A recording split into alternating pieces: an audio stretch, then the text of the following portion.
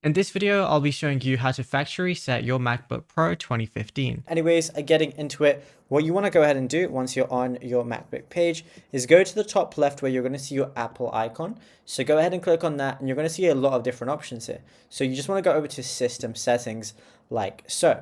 And it kind of works generally the same as however you would do it on an iPhone or something like that, if you've ever factory reset one of those.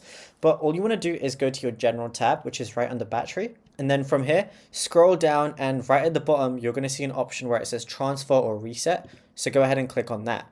Now, what you want to do is you're going to see an option where it says erase all content and settings. Go ahead and click on that. It's then going to need your password. So just go ahead and give it your password. So I'm going to do mine right now and unlock it. Then it's going to say erase all content and settings. All settings, media, and data for all volumes on this Mac will be erased. And it also shows the following items will also be removed. Then it shows everything that's going to be removed. So then all you want to do is press continue. And then, yeah, that's it. You'll be good to go.